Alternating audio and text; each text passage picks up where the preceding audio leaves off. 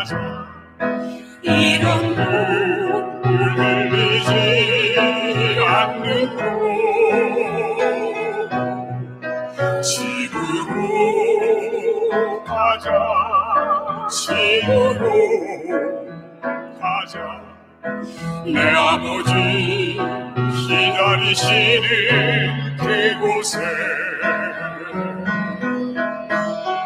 안녕 친구야.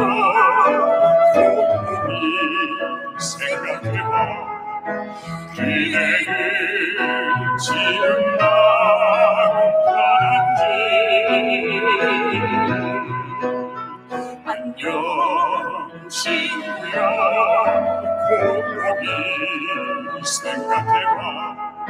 세상에 마음 돌고 있는지. 나간 자식 찾으러 신이 찾아오시네. 사랑의 주 하나님 나를 위해 오셨네.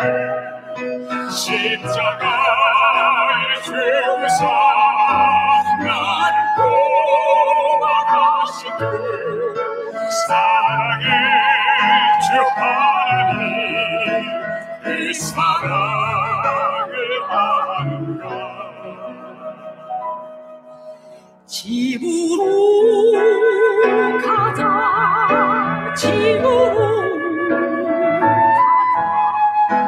어둠 쇠로하지 않는 곳 집으로 가자. 집으로 가자. 내 아버지 기다리시는 그곳에 안녕 친구야. 생각해 왔는가. 정말로 주님 사랑하는지. 안녕 친구야. 세상 떠나갈래. 사랑하는 주님 만날 수 있는지. 마음속 깊은 곳에 하나님이 계신가. 희미한 예감으로 평안을 얻지 못해. 예수님 알기 위해 얼마나 고민했나. 아직도 이 세상에 그렇게 기대하나. 집으로 가자. 집으로 가자. 이런 눈물 흘리지 않는 곳 집으로 가자. 집으로 가자. 내 아버지 기다리시는 그곳에 내 아버지 기다리시는 내 아버지 기다리시는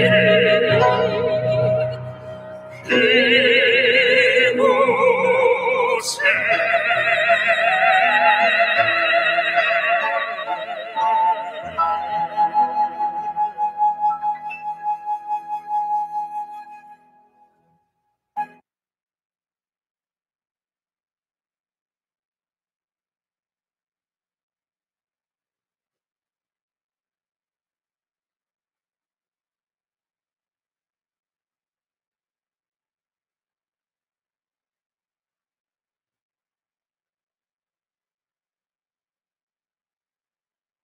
하나님, 이 전도회를 통하여 남은 자손의 정체성을 깨닫고 재림을 기다리는 성도로서의 삶을 살아가게 하여 주옵소서.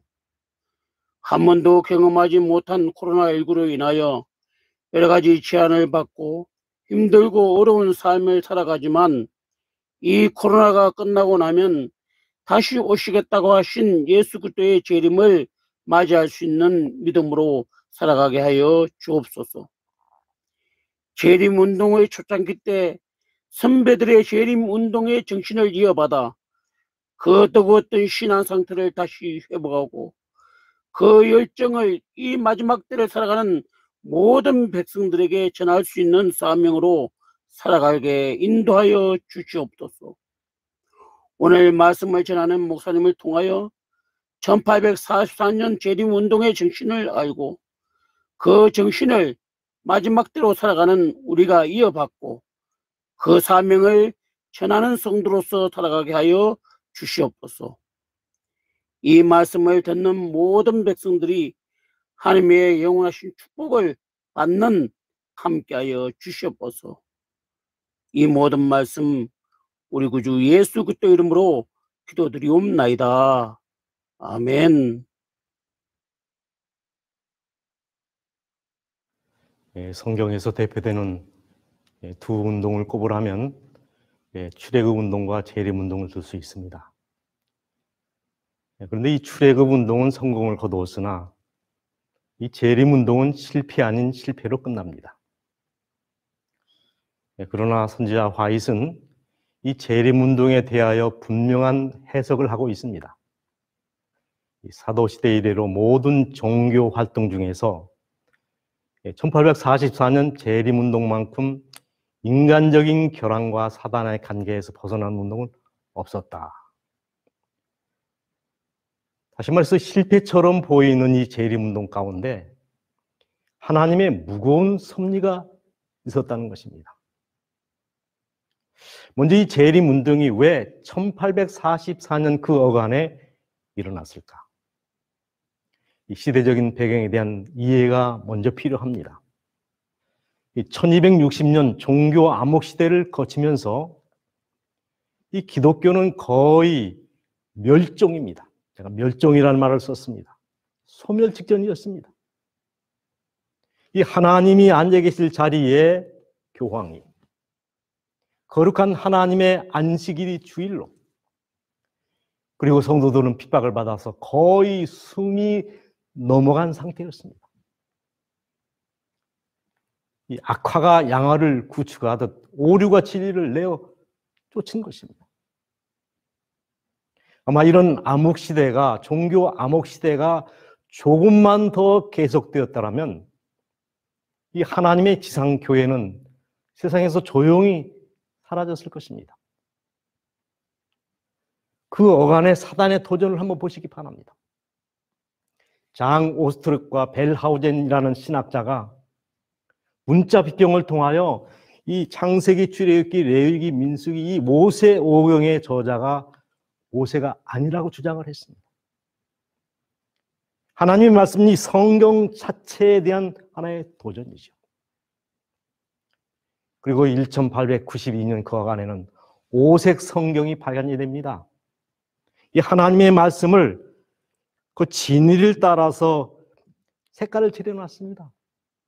진실로 진실로 내게 말하노니, 이렇게 예수님께서 직접 하신 말씀은 믿을 수 있는 것이고, 또 무리를 걸었다든가 뭐 나사로가 살아났다든가 이 얘기는 빨간 거짓말이기 때문에 빨간색을 칠했습니다. 그래서 오색 성경이 등장하고, 이 사신신학의 태도인 니체가 1844년에 출생을 했습니다. 공산주의 칼 막스가 1848년. 이 공산주의는 이 종교를 아편으로 규정하지 않습니까? 공산주의 사상은 무신주의 사상입니다. 그리고 종의 기원 찰스 다윈이 이 생명의 기원을 우연으로 보지 않습니까? 그리고 강신술이 그때 득세하기 시작합니다. 하나님은 이런 사단의 맹렬한 공격에 대하여 침묵하지 아니하시고 응전하셨습니다. 고돈 비평은 고고학을 통하여, 오색 성경은 성서 공회를 통하여, 이 사신신학은 세천사의 기별을 통하여, 공산주의에 대해서는 윌리엄 밀러를 통하여, 종의 기원에 대해서는 멘델의 유전 법칙을 통하여 만물이 다 유전된다는 사실을 통하여 방어하셨습니다.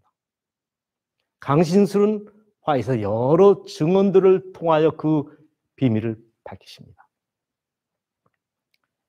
여러분, 그렇다면 하나님께서는 하고 많은 사람 중에서 왜 윌리엄 밀러를 선택하셨습니까? 이 윌리엄 밀러는 신학을 전공한 목회자가 아니었습니다. 오히려 그는 젊은 시절 볼테르나 페인 등의 자연신론에 물들었던 무신론자입니다. 그러던 중 1812년 영미전쟁에 참여를 하여 옆에 이 동료들이 속절없이 죽어가는 모습을 통하여 이 무신론적 확신이 조금 흔들리게 됩니다. 이제 전쟁 후에 이 어머니를 기쁘게 해드리기 위해서 외삼촌이 목회하는 시골 침례교회에 우연히 참석을 하게 되는데, 그러던 중 어느 날 이 설교할 사람이 없어서 윌리엄 밀러가 이사야 53장을 주제로 한 설교문을 낭독하다가 마음에 큰 회심을 경험하게 됩니다. 그 후에 이제 정기적으로 이 밀러가 교회를 수석하게 되는데, 이런 생각을 합니다. 이왕 내가 교회를 다닐 바에는 내 믿음에 대한 어떤 신학적 답변을 가지고 믿어야 되겠다 라고 하는 동기로 이제 하나님의 말씀을 펴서 연구하기 시작합니다. 그가 2년 동안 집중적으로 말씀을 연구하는 중에 다니엘서 2300주야까지니 그때 성소가 정결함을 받으리라, 이 말씀에 붙잡혀서 그가 좀 더 간절하게 기도하면서 이 말씀을 향하여 그가 온 마음을 기울입니다. 그래서 마침내 2300주야의 예언 기간이 BC 457년에 시작하여 1843년 44년 어간에 마친다는 결론에 이르릅니다. 그러나 밀러는 자신이 깨달은 것을 즉시 전하지를 않았습니다. 자신이 목사도 아니고 농부인 주제에 이런 기별을 전한다는 자체가 부담이었습니다. 그렇게 10년을 머뭇거리다가 그의 나이 50세가 되었을 때 이런 기도를 드립니다. 내가 자원해서 기별을 전할 마음은 없지만 만약 누군가 이 초청이 온다면 그때는 가서 전하겠습니다. 마음의 부담을 떨치기 위한 해피성 기도였습니다. 그 어찌된 일입니까? 기도를 마친 지 채 30분도 지나지 않아 정말 집회 초청이 온 것입니다. 이 드레스덴에서 조카가 처남의 청을 가지고 왔습니다. 이 다음 주에 설교자가 없으니 그동안 연관 재림 기별을 와서 전해달라는 것입니다. 그는 그런 기도를 드린 것을 잠시 후회했지만은 이 하나님과의 약속이니까 그날 오후 드레스덴으로 달려갑니다. 누이 집의 부엌에서 이웃 가정 12가정을 모아놓고 초청하여 모아놓고 그동안 자신이 연관 재림에 대한 기별을 조심스럽게 개진했습니다.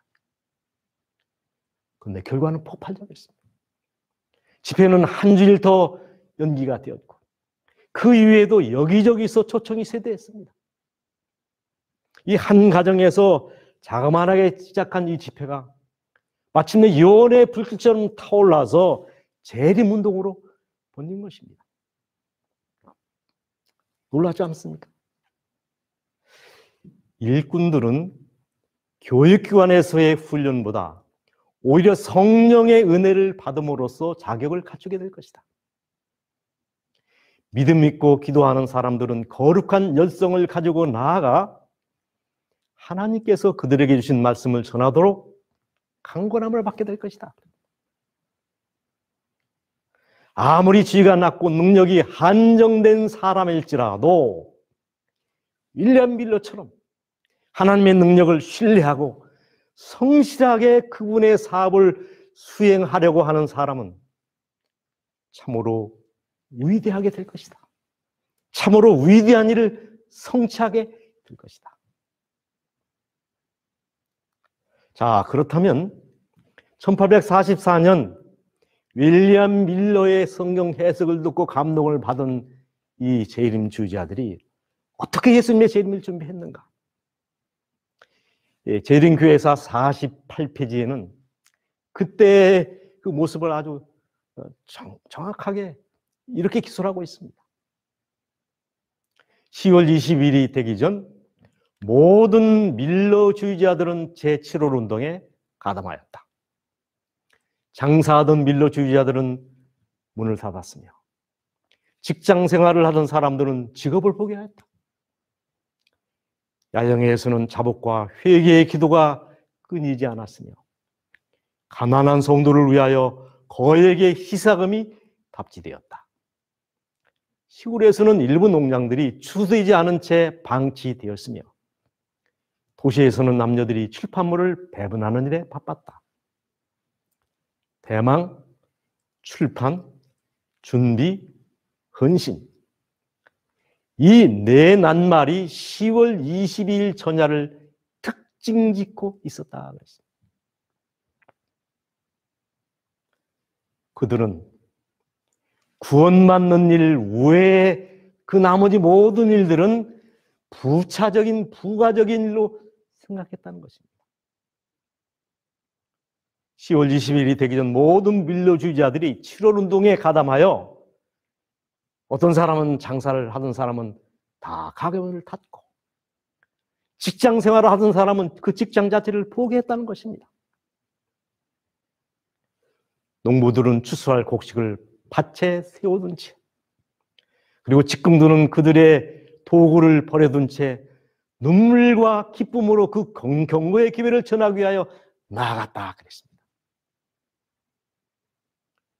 어떤 가게를 운영하시던 분은 필라델피아 신문에 이런 광고를 냈습니다. 10월 20일 예수님이 오심으로 나는 이 가게 문을 영원히 닫습니다. 여러분, 잠깐이면 예수님이 오실 터인데 사업이 무슨 의미가 있습니까? 그들은 정말 재림에 올인한 것입니다. 선정적이며 취미 삼아 믿는 종교는 이 시대에는 필요치 않다. 만일 하나님을 경외하면서 거룩되고 신성한 생애로 자신을 향상시킬 수 없는 직종에 종사하는 자가 있다면 그는 매신과 예수님과 같이 지낼 수 있는 직업으로 바꿔야 한다. 그대는 예수님을 잃어버리는 것보다 오히려 직업을 잃어버리는 편이 나을 것이다. 이 세상에서의 우리의 평생 사업은 영생을 위한 준비이다. 재림을 위한 준비로 우리들은 세상으로 향한 창문을 닫아버리고 하늘로만 향한 창문을 열어야 한다. 우리는 하나님 만나기 위하여 간절히 찾는 일을 우리의 첫째 사업으로 삼아야 한다. 정말 그랬습니다. 그리고 두 번째, 자복과 회개의 운동입니다. 야영회에서는 자복과 회개의 기도가 끊이지 않았으며 그때 형편을 제임스 와이스는 이렇게 증언합니다. 사람들은 눈물로 죄를 고백했고 오시는 그분을 막기에 적합한 자가 되게 해달라고 열렬히 기도했다. 눈물을 한없이 흘렸고 건장한 장정들도 목 놓아 울었다. 가지를 치는 회개가 아니라 뿌리를 캐는 회개. 여러분, 일생의 마지막 회개의 기도였기 때문에 그들이 얼마나 간절하고 진실하게 하나님께 토로하며 기도했겠습니까? 여러분이 초림과 재림이 어떻게 차이가 있는지 아십니까? 초림은 죄인을 구원하기 위하여 이 땅에 오신 것입니다. 그러나 재림의 목적은 전혀 다릅니다. 의인을 구원하기 위하여 주님은 이 땅에 다시 오시는 것입니다. 그러므로 우리가 여전히 죄 가운데 빠져 있다면 우리는 재림 준비가 되지 않은 것입니다. 하늘 성소에서 그리스도의 중보 사업이 그치게 될 때 세상에 살아있는 사람들은 거룩하신 하나님 앞에서 중보자 없이 서게 될 것이다.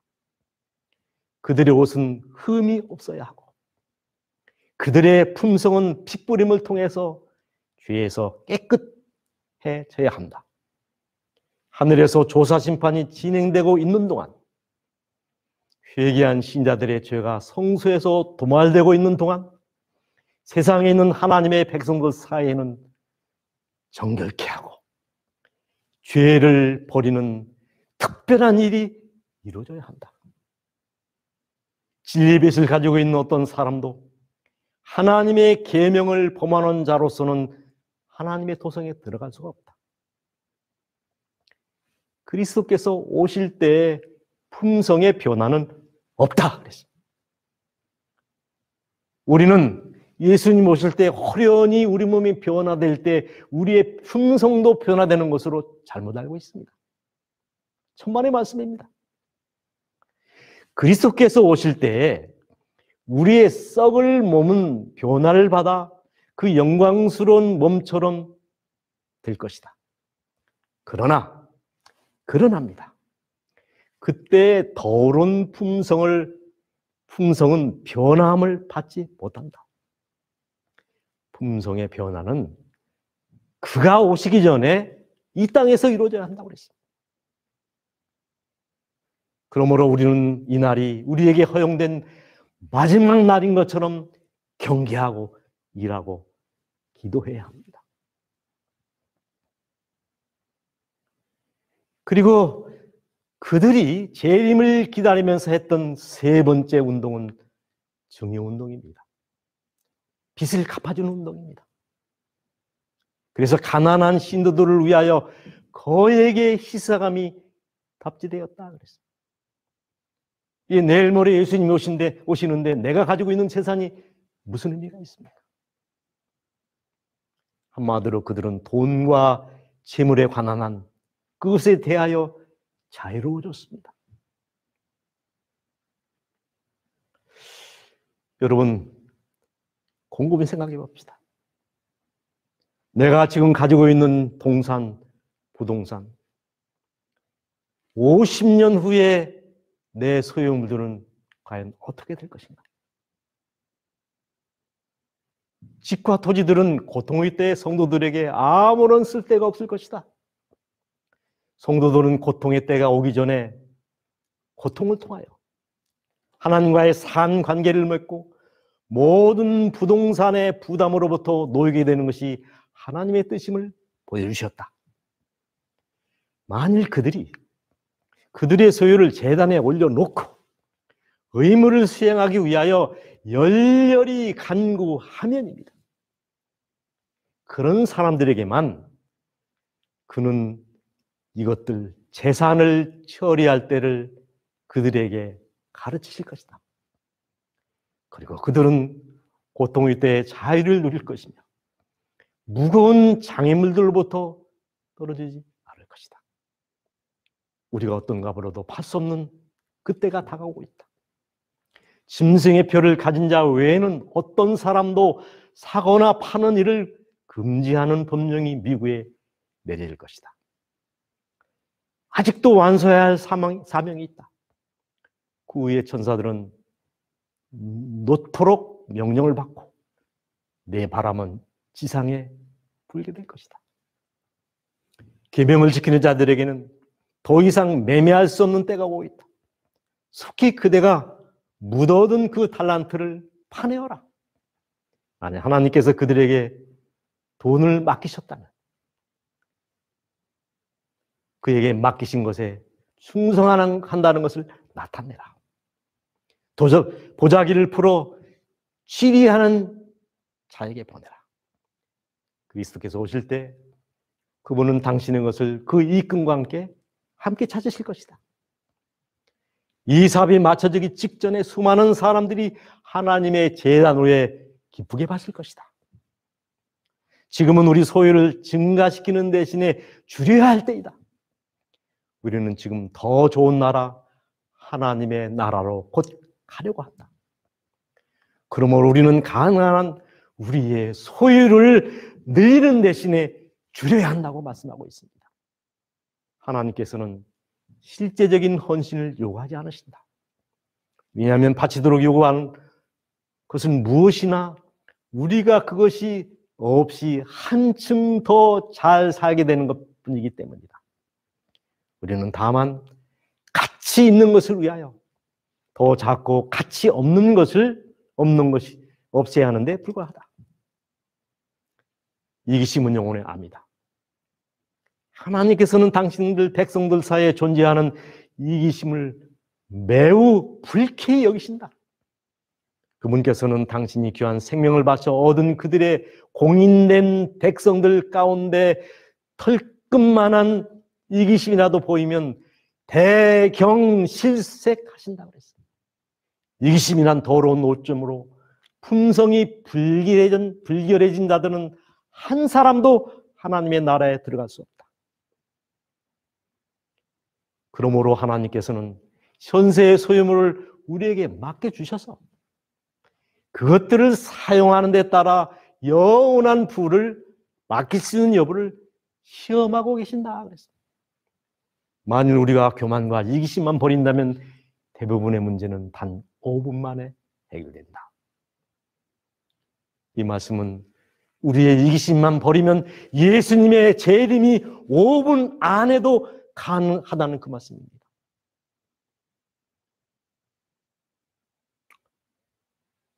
그리고 윌리엄 밀러와 예수님의 재림을 기다리는 사람들이 준비했던 네 번째 운동은 출판과 전도운동입니다. 대도시에서는 남녀들이 출판물을 배분하는 데 바빴고 그랬습니다. 청기 인쇄기들은 재림 기회를 출판하기 위해 24시간 가동되었다.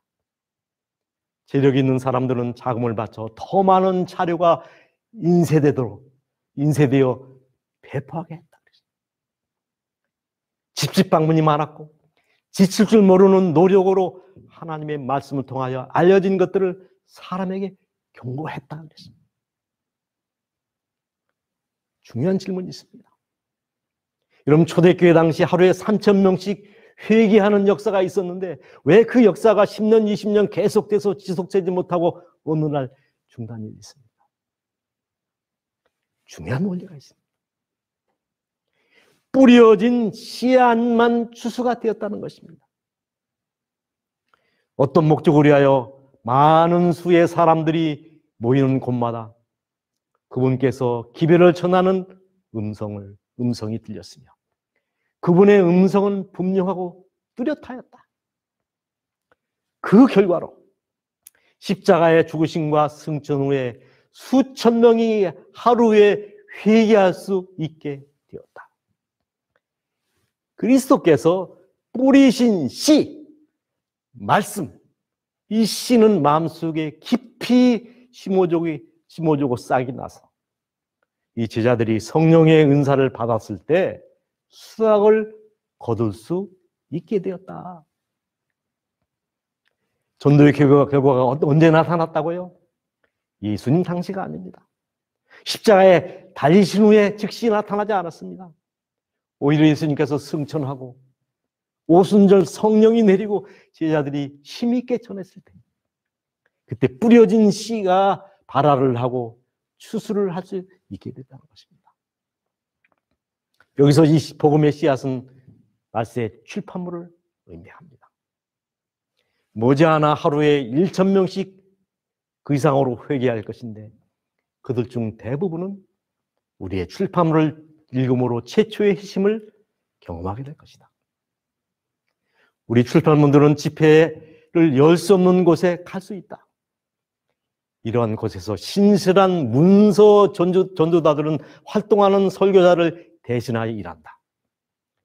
이것이 아니면 진리를 결코 듣지 못했을 허다한 사람들에게 문서 전도 사업을 통하여 진리가 제시된다. 책들을 원근 각지에 원근에 판매하여 가을에 낙엽처럼 뿌리라. 이 사업은 어떤 사람의 제지도 받음 없이 계속되어야 한다. 영혼들이 그리스도를 모르고 죽고 있다. 주님께서는 하늘 구름을 타고 곧 나타난다는 경고를 그들로 받게 하라 그랬어요. 그들이 얼마나 간절하게 예수님의 재림을 기다렸는지 그것을 우리는 대망이라고 얘기합니다. 1844년 10월 20일 새벽이 밝아오자 뉴욕주 로햄튼에 사는 밀러 주지자들이 밀러의 자택 밖에 있는 승천 바위로 일컬어지는 단풍나무 숲으로 몰려들었다. 동력의 태양이 마치 신방을 나오는 신랑같이 솟아올랐으나 신랑은 나타나지 않았다. 밤 시간은 지루하게 지나 정적이 깔린 밀러의 집 괴종이 밤 12시를 때렸다. 그러나 그날은 그대로 지나갔고 우리들의 실망만이 확실해졌다. 이전에 한 번도 경험해보지 못한 서러움이 전신에 몰려왔다. 이 세상의 친구를 한꺼번에 모두 잃는다 해도 이렇게 서러울 수는 없었다. 우리는 통이 틀 때까지 울고 또 울었다. 그들은 원인을 찾기 위해서 다시 계시록을 우리 가야 합니다. 계시록 10장 8절 이하. 하늘에서 나서 내게 들리던 음성이 곧 내게 말하여 가로되 내가 가서 바다와 땅을 밟고 섰는 천사들의 손에 펴놓인 책을 가지라 하기로. 내가 천사에게 나아가 작은 책을 달라 한즉 천사가 가로되 갔다. 내 배는 쓰나 내 입에는 꿀같이 달리라 하거늘. 내가 천사의 손에서 작은 책을 갖다 먹어버리니 내 입에는 꿀같이 다나 먹은 후에 내 배에서는 쓰게 되더라. 저가 내게 말하기를 내가 많은 백성과 나라와 방언과 임금에게 다시 예언하여야 하리라 하더라. 여러분, 여기서 말하는 작은 책은 다니엘서입니다. 그리고 그들이 오해했던 성구는 바로 다니엘장 8장 14절 2300죄악까지니 그때의 성소가 정결함을 받으리라. 이 성소를 세상으로 해석하고 성소 정결을 재림으로 잘못 적용한 것입니다. 그러나 여러분, 이것조차 하나님의 섭리였습니다. 여러분, 큰 공연이 있기 전에 리허설이 먼저 있듯이, 그리고 대운동회가 있기 전에 소운동회가 있듯이, 이 1844년 재림운동은 재림의 리허설로 설정하신 것입니다. 재림운동이 실패한 것이 아니라 성경 해석에 실패한 것입니다. 그러나 이것조차 하나님의 섭리와 뜻이었다는 것입니다. 사삭과 메삭과 아벳노고가 푸른 불에 던져진 것, 다니엘이 사자굴에 들어간 것, 요셉이 팔려가고 옥에 갇힌 것, 예수님이 십자가에 달리신 것, 패배처럼 보이는 승리지 않습니까? 재림운동도 마찬가지입니다. 더 큰 목적을 위하여 하나님께서 설정하신 구속사의 로드맵. 다만 사람들의 눈이 가려져서 그것을 보지 못한 것뿐입니다. 새벽이 지나고 동력에서 태양이 솟아오르고 다시 새날이 밝아왔지만 주님은 호련히 오지 않았다. 혹 새벽일는지 그 마지막 바램도 와르르 무너졌고 슬픔만이 폭받쳐 올랐다. 여기저기서 울음소리가 들려왔고 그 울음소리는 이내 통곡으로 변했다. 날이 다시 밝아왔지만 마음도 앞길도 모두 캄캄하고 아득하게만 하였다. 재림 신도들의 마음은 마치 땅이 꺼져 내리는 듯하였다. 지도자들도 어찌할 바를 알지 못했고 모두가 넋을 잃고 마음은 허탈하기 그지없었다.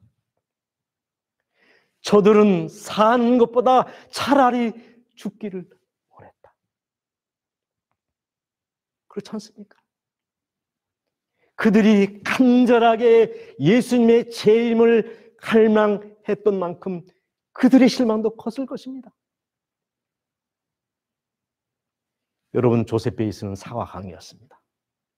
10월 20일 날 아침 그의 부인이 사과 한 바구니를 들고 와서 말합니다. 실컷 드세요. 당신 사과 좋아하잖아요. 이 땅에서 마지막 사과지 않습니까? 그렇고 말고 잠시 잠깐 후에 내가 하늘에 가서 생명관을 먹어야지. 그러나 그날은 무망하게 지나갔고 10월 20일 이후에 죽을 때까지 조셉 베이스는 단 한 조각의 사과도 입에 대지 않았다는 이야기가 있습니다.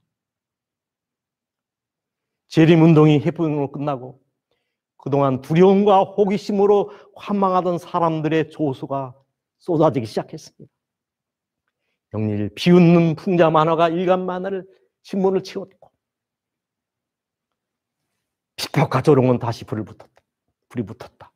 확고한 증언으로 인하여 두려워하던 사람들은 재림이 실현되지 않자 전부 다 더욱 조롱하였다. 노아가 방주에 들어간 후에 비가 오지 않았던 그 일주일만처럼 주요 신문들은 재림 신도들이 큰 광주리를 타고 승천하다가 밧줄이 끊어져서 떨어지는 풍자만화를 치렀다. 엘리야를 따라다니다가 혼자 남게 된 엘리사에게 대머리여 올라가라, 대머리여 올라가라고 희롱한 것처럼 사람들은 말하기를 너는 아직도 승천하지 못하였구나 라고 말했다. 마음대로 외출도 할 수 없었습니다. 이제 일어나는 비웃음과 조롱을 이루다 말할 수 없다. 만나는 사람 중에 아직도 하늘에 못 갔는가? 또는 왜 하나님은 불로 세상을 태우지 않는가? 따위로 조롱하지 않는 자가 없었다. 1844년 10월 22일은 인류 역사상 가장 설레매했을 것입니다. 1844년 10월 20일 천년 같았던 대망의 하루. 그리고 그 다음날 1844년 10월 23일 그들의 일생 가운데 가장 슬펐던 절망의 하루가 됐습니다.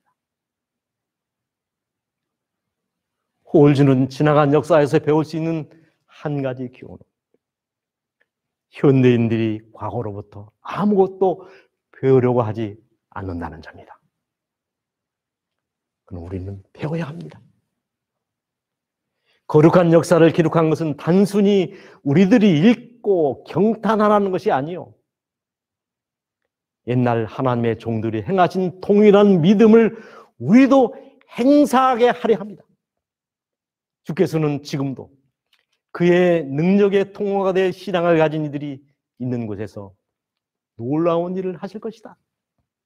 이런 모든 기록들은 그저 읽고 끝내라는 것이 아니라 똑같은 일을 우리가 실천하라는 것입니다. 보십시오. 이 부르심을 처음으로 듣고 순종한 사람들은 가장 재능이 많은 사람들이 아니라 가장 겸비하고 헌신적인 사람들이었다. 농부들은 추수할 곡식을 밭에 세우던 채, 직공들은 그들의 도구를 버린 채 눈물과 기쁨으로 그 경고의 기별을 전하기 위하여 나갔다. 그런데입니다. 전에는 무슨 일에나 앞장을 섰던 사람들이 웬일인지 이 운동에는 맨 뒤에 서 있었다. 여러분, 이것은 슬픈 역사입니다. 선지자는 이렇게 촉구합니다. 교회에서 영향력 있고 책임 있는 위치에 있는 자들은 하나님의 사업에 앞장서야 한다. 만일 그들이 마지못해 움직인다면 다른 사람들은 전혀 움직이지 않을 것이다. 그들의 빛이 밝게 비칠 때 1,000개의 횃불이 동시에 타오르게 될 것이다. 지금 시작하라. 지금까지 나타내 보인 적이 없는 그러한 열성으로 영혼을 위하여 준비하여라. 재앙이 내리기 시작할 때 수많은 사람들이 그들이 행하였다면 좋았으리라고 후회하게 될 그 일을 지금 그대가 행하지 않겠는가? 여러분 바보세 알바트로스를 아십니까? 몸집이 커서 땅에서는 뒤뚱거리고 3m가 넘는 커다란 날개를 가지고 있으면서도 전혀 하늘을 날지 못하는 이 새를 사람들은 바보새라고 부릅니다. 바보새. 그러나 그 새가 정말 바보새일까요? 모든 생명이 움츠려 숨고 피하는 폭풍이 몰려오는 그날, 바보새는 자기를 숨기지 않고 절벽 위로 올라가 과감하게 불어오는 폭풍을 맞이합니다. 폭풍이 극해지고 바람이 거세지는 틈을 놓치지 않고 순간을 놓치지 않고 이 바보새는 절벽에서 힘껏 뛰어내립니다. 그 다음 이 새는 거세게 몰아치는 폭풍에 자신을 맡긴 채 높이 높이 하늘로 날아오릅니다. 다른 새들처럼 자신의 힘으로 바둥거리며 오르는 것이 아니라 바람에 자신을 완전히 맡긴 채 날개를 활짝 지켜 세운 결과인 것입니다. 그 새가 한 번 비행을 시작하면 6일 동안 한 번에 날갯짓도 없이 창공을 날기도 하고, 아니 2달 안에 지구 한 바퀴를 돌기도 한답니다. 그래서 이 새에게 붙여진 이름이 바로 신천옹, 하늘을 믿는 노인이라는 뜻의 새입니다. 단번에 3,200km를 날 수 있는 새, 한 번 비행을 시작하면 바람과 함께 몇 년간을 비행하는 새, 가장 높이, 가장 멀리, 그리고 가장 높이 오를 수 있는 새. 여러분, 너무들은 까닭에 사람들에게 쉽게 잡혀 멸종 위기에 처한 이 새가 지상에서는 뒤뚱거린다고 조롱을 받고 멸시를 받던 새가 이처럼 신비한 능력을 가진 굉장한 사실을 높이 높이 날아오르기까지 누가 믿었겠습니까? 여러분, 세상은 곧 지나갈 것입니다. 외롭고 고단했던 나그네 길도 곧 끝나게 될 것입니다. 발부둥쳤던 믿음의 투사들, 그리스도를 위하여 오랫동안 수고하고 섬겨온 이들, 확고한 원칙을 지키고 믿음으로 산 사람들이 오히려 낙담하는 시대가 우리 앞에 임해왔습니다. 마치 예수께서 오셨을 때 아무 일도 일어나지 않은 것처럼 경건하게 살려는 사람들은 여전히 축복의 뒤편에 밀려 있었습니다.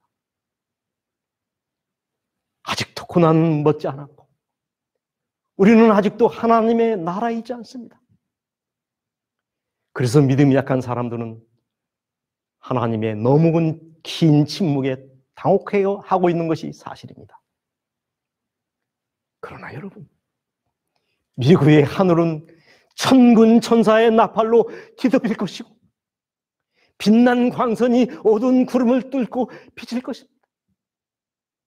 언덕의 무지개가 다시 떠오르고 영원한 세계가 그 햇살을 비추게 될 것입니다. 그때야 우리가 하나님의 기쁜 뜻을, 그 의중을 알게 될 것입니다. 하나님이 섭리 가운데 우리를 어리둥절하게 했던 모든 사건들이 다시 올 세상에서는 명백해질 것입니다. 이해하기 어려웠던 일들이 그때는 분명한 설명과 답을 찾게 될 것입니다.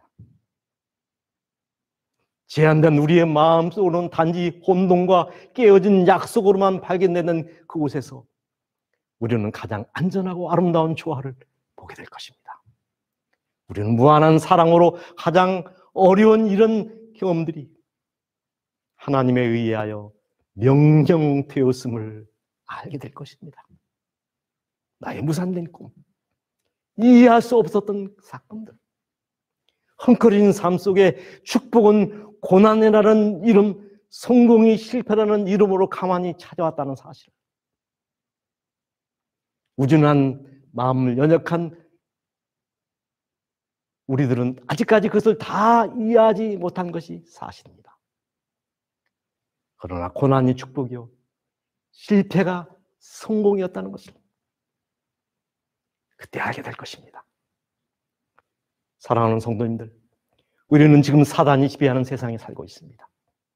진리가 오리를 대신하고 정통이 이단 취급받는 회개한 세상에 살고 있습니다. 안식일을 지키는 것, 정결한 음식을 가려 먹는다고 하는 것이 죄가 되어 우리는 죄인 아닌 죄인으로 숨을 지키고 살아가고 있습니다. 그러나 그것이 죄가 된다면 1000번이고 10,000번이고 누명을 쓰고 천년만년 죄인으로 사는 것이 영광이겠습니다. 여러분, 언제 우리가 돈을 쌓아놓고 복음을 전했으며, 언제 우리가 뜨거운 환영을 받으며 복음을 전해본 적이 있습니까? 우리 주님도 세상에서는 언제나 3등이셨습니다. 예수님도 바보이셨습니다. 그런 그분이 날개를 펴고 하늘을 승천하여 오르신 것처럼 우리도 마침내